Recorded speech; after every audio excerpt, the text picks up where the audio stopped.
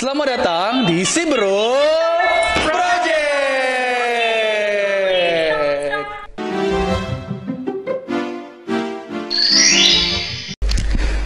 Halo, mahasiswa Departemen Ilmu Kelautan FPK Undip. Selamat datang di Sibro Project. Nah, sekarang saya sedang berada di laboratorium mikrobiologi, ya, yang dikelola oleh saya di Sibro Lab. Dan hari ini kita akan belajar untuk di praktikum mikrobiologi dasar pertemuan kedua mengenai jenis-jenis media mikroba yang ada di labnya kita, serta bagaimana sih cara membuatnya, apa sih gunanya, kemudian kamu juga akan belajar tentang teknik aseptis yang akan dibantu oleh asisten praktikum mata kuliah ini. Nah, langsung aja yuk kita kenalan dengan media-media yang ada.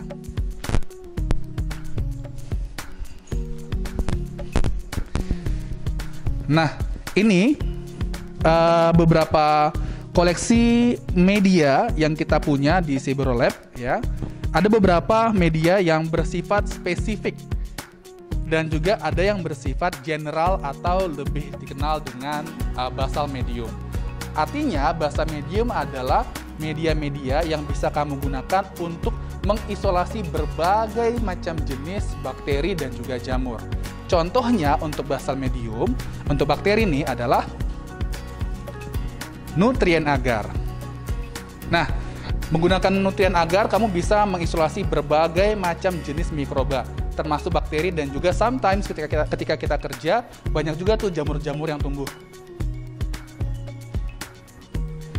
Untuk mengisolasi jamur, basal mediumnya adalah potato dextrose agar. Ada juga malt extract agar, tapi kayaknya ada di sekitar sini, saya lupa di bagian mana. Nah, ini dia. Ada malt extract agar. Ini untuk mengisolasi jamur juga. Selanjutnya ada juga beberapa media yang kita gunakan untuk mengisolasi mikroba secara spesifik. Contohnya adalah ini dia, ISP. Nah, ada ISP4. Nah, media ISP4 ini digunakan untuk mengisolasi bakteri-bakteri dari kelompok Actinobacteria, khususnya adalah Streptomyces. Ada juga yang agak lebih spesifik, ini dia, Hekton enteric agar. Nah, Hekton enteric agar ini biasanya digunakan untuk mengisolasi bakteri-bakteri dari gram negatif, khususnya adalah bakteri penyakit yang ada di pencernaan. Tapi kita juga bisa mengisolasi bakteri-bakteri tersebut dari lingkungan termasuk air, tanah. Khususnya itu adalah Salmonella dan juga Shigella. Ada loh di sini. Tuh.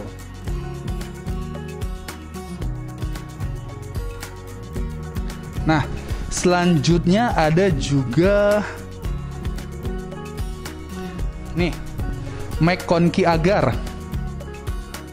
Nah, McConkey agar ini juga bisa mengisolasi bakteri dari berbagai jenis dan juga kelompok bakteri. Tapi paling banyak jenis bakteri yang bisa diisolasi dengan menggunakan bakteri adalah bakteri-bakteri dari gram negatif juga. Ya, selanjutnya kita ada MRSA nggak ya? MRSA, tolong kakak asistennya.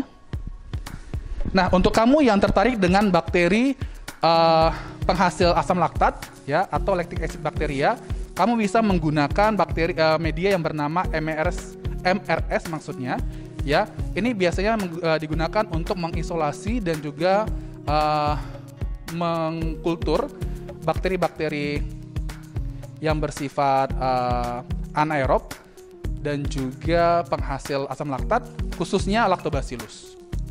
Ya. Terima kasih. Kemudian kemarin ada juga, ini dia.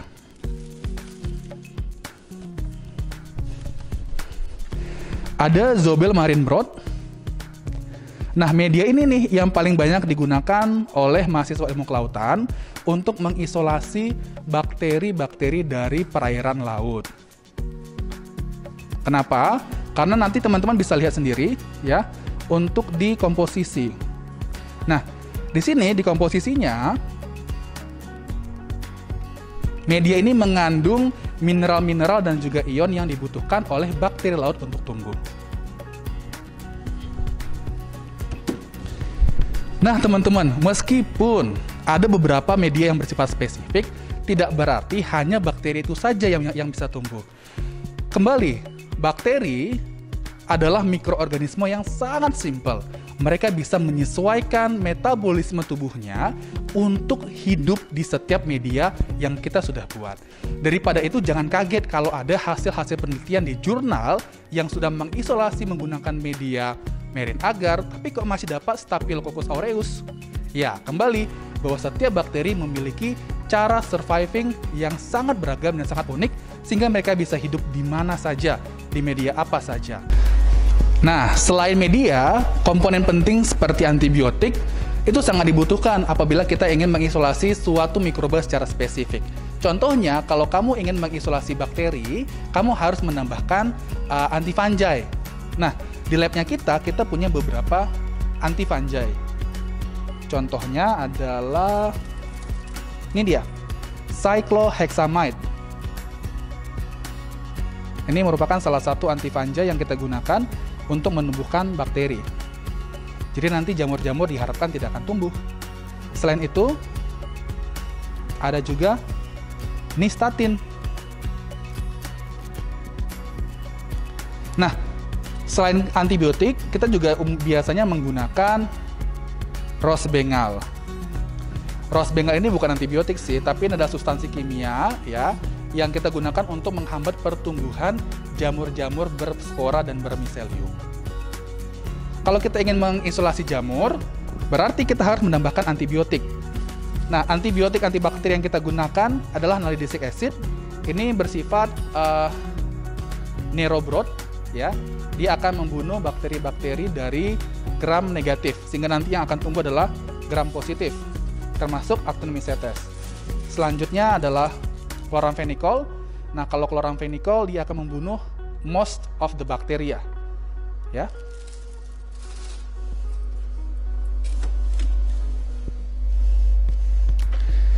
Nah, kamu sudah berkenalan dengan media dan juga bahan tambahan untuk pembuatan media. Sekarang waktunya kamu untuk belajar bagaimana sih cara membuat media. Yuk langsung aja bergabung dengan asisten kamu.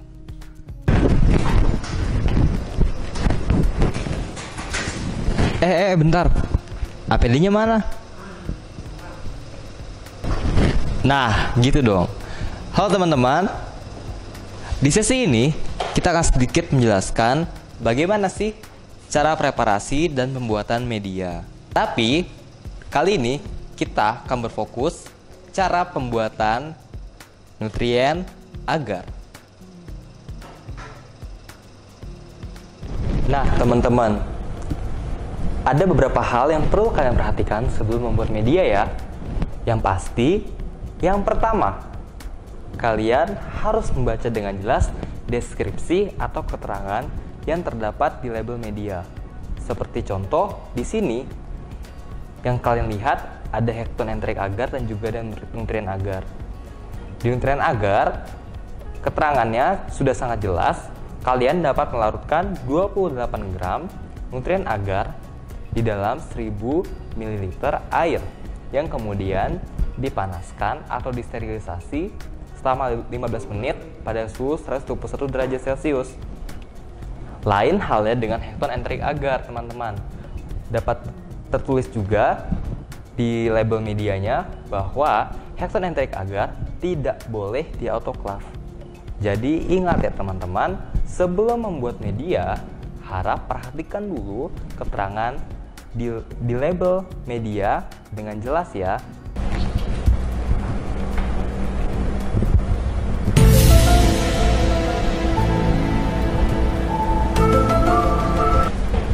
Poin yang kedua yang harus kalian ketahui sebelum membuat media adalah kalian harus dengan pasti memperhitungkan jumlah petri yang kalian butuhkan. Dalam hal ini, kita akan membuat sekitar 15 hingga 20 petri. Oleh karena itu, volume nutrien agar yang kita butuhkan sekitar 300 ml nutrien agar.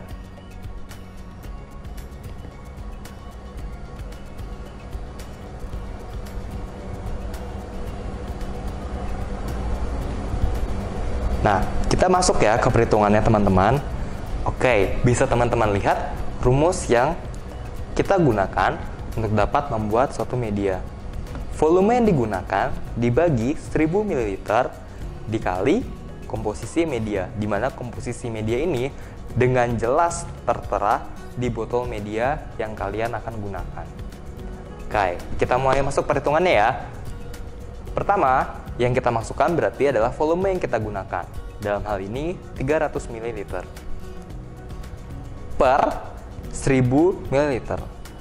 1000 ml ini merupakan angka yang juga sudah tertera jelas di botol media ya teman-teman. Tadinya sudah dijelaskan ya sedikit mengenai cara membuat media dari botol media. Oke, komposisi media nutrien agar dalam hal ini sekitar 28 gram. Bisa teman-teman lihat juga di label botol media. Oke, 300 per 1000 dikali 28 hasilnya adalah 8,4. Yang berarti kita membutuhkan 8,4 gram nutrien agar yang dilarutkan ke dalam 300 ml air. Yang ketiga, setelah kalian sudah memperhitungkan berapa banyak yang kalian butuhkan, kalian baru bisa memulai membuat media kalian sendiri.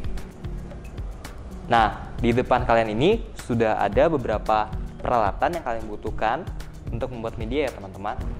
Yang pasti, kita membutuhkan neraca atau timbangan. Kemudian ada iron mayer,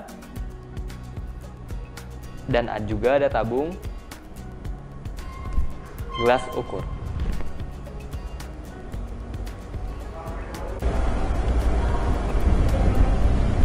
Berikutnya, kalian bisa membuka botol media yang ingin kalian buat. Ingat, buka dengan baik dan juga tutup dengan baik ya teman-teman.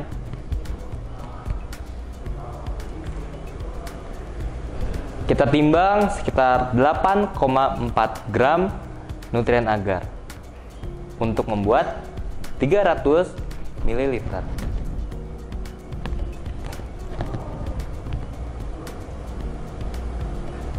Kurang aja. Setelah kalian sudah timbang, kalian bisa masukkan ke dalam wadah. Dalam hal ini iron mayer ya teman-teman.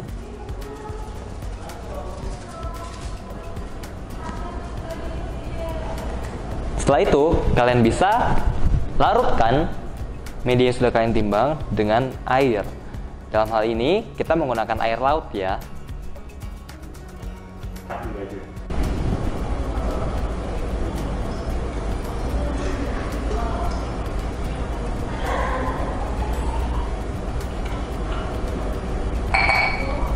Setelah kalian ukur pelarutnya, dalam hal ini air laut, menggunakan gelas ukur, kalian bisa langsung menuangkannya ke dalam media yang tadi sudah kalian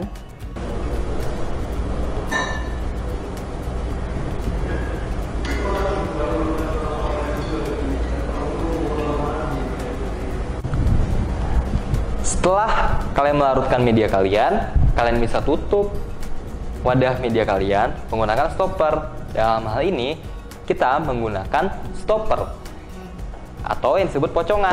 Pocongan itu cukup mudah membuatnya teman-teman. Cukup gulungkan kapas menggunakan kasa yang lebarnya nanti atau besarnya nanti cocok dengan mulut iron mayer atau wadah media yang sudah kalian buat. Setelah itu baru siap untuk disterilisasi. Setelah sudah kalian tutup dan kalian pastikan tidak ada lubang-lubang di penutupnya, kalian bisa masukkan ke autoclave ya teman-teman.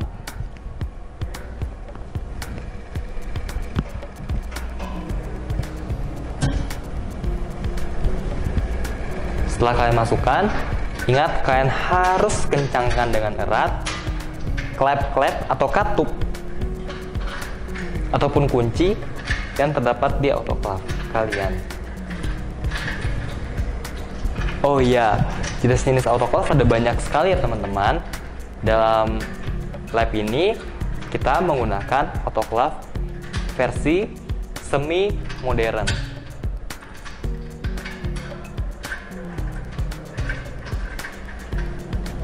Setelah sudah kalian kencangkan, kita baru bisa ya mulai proses sterilisasinya.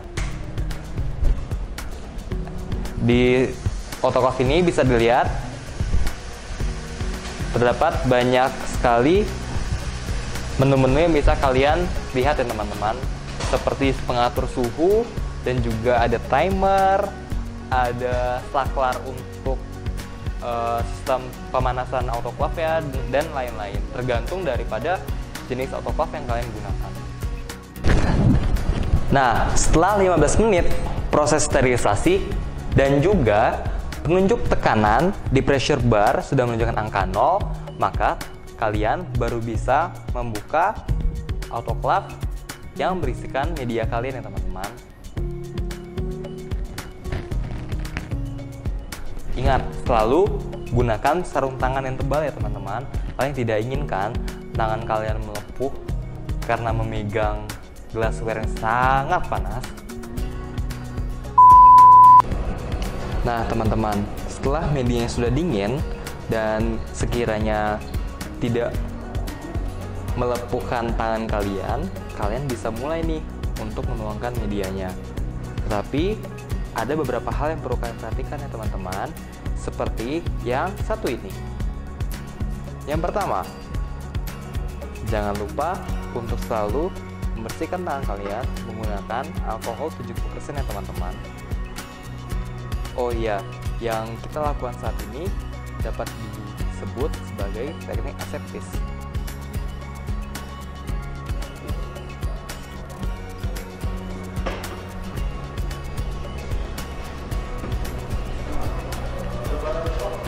Karena mau pakai protein tambahan. Ini bukan untuk media ya.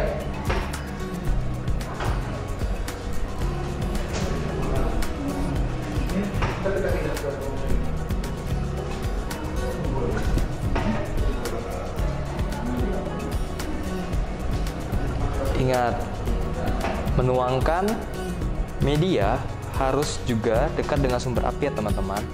Jangan sampai kalian menuangnya di udara terbuka yang jauh dari api, karena akan pasti rentan terhadap kontaminasi mikroba.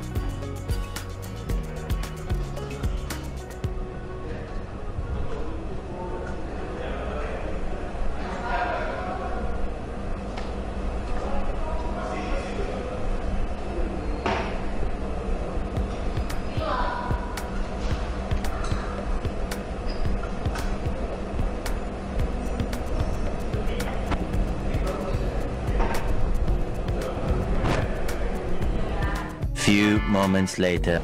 Nah teman-teman, karena tadi sudah sedikit disinggung mengenai teknik aseptis, jadi di sesi ini kita akan mengenali kepada kalian semua pengertian dan uji coba mengenai teknik aseptis. Jadi apa sih sebenarnya teknik aseptis itu? Teknik aseptis itu merupakan suatu teknik atau cara yang kita pakai atau yang kita gunakan untuk meminimalisir terjadinya kontaminasi, khususnya di laboratorium mikrobiologi. Jadi, saat ini kita sudah mempersiapkan media Na yang sudah tadi kita buat sebagai bahan uji coba pada kesempatan kali ini, di mana media Na yang pertama akan kita uji cobakan dengan menyentuh media dengan menggunakan alkohol 70% dan juga tanpa menggunakan alkohol 70%. Yang kedua, berbicara di depan media tanpa menggunakan masker dan menggunakan masker. Yang terakhir, kita akan menguji cobakan media ini, di mana kita akan membuka media di lingkungan terbuka, dan yang satu lagi akan kita buka di dalam ruang kerja kita, yaitu lab dengan airflow dan di UV selama seharian penuh. Bagaimana sih cara kerjanya? Uji coba yang pertama. Menyentuh media dengan dan tanpa menggunakan alkohol 70%. Langsung saja. Caranya cukup mudah ya teman-teman. Kita tinggal menyentuh 3 jari kita tepat di tengah media. Sudah. Kemudian kita bersihkan tangan kita.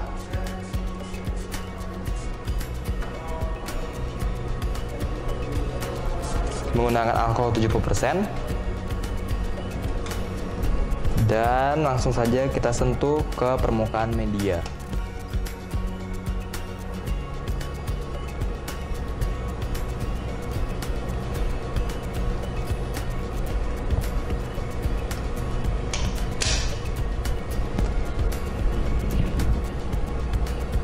Nah, setelah itu bisa kita tunggu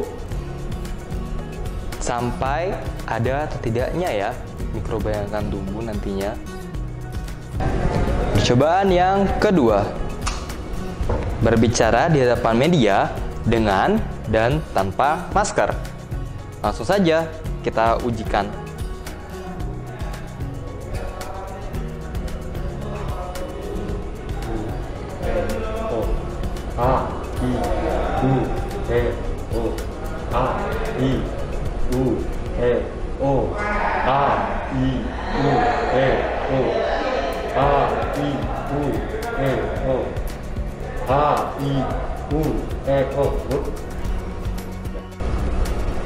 Tanpa menggunakan masker. A, I, U, E, O. A, I, U, E, O. A, I, U, E, O. A, I, U, E, O. Setelah itu kita tutup, lalu kita diamkan sampai ada atau tidaknya ya mikroba yang akan tumbuh nantinya. Nah, yang terakhir, pengujian membuka media di ruangan terbuka dan di dalam lab. Langsung saja kita mulai. Cukup kita buka media kita, sudah kita siapkan di ruangan terbuka. Ini satu lagi, kita buka di dalam lab dan kita UV selama seharian penuh. Jika sudah, akan kita tutup dan kita nantikan apakah ada mikroba yang tumbuh atau tidak. So much later that the old narrator got tired of waiting and they had to hire a new one.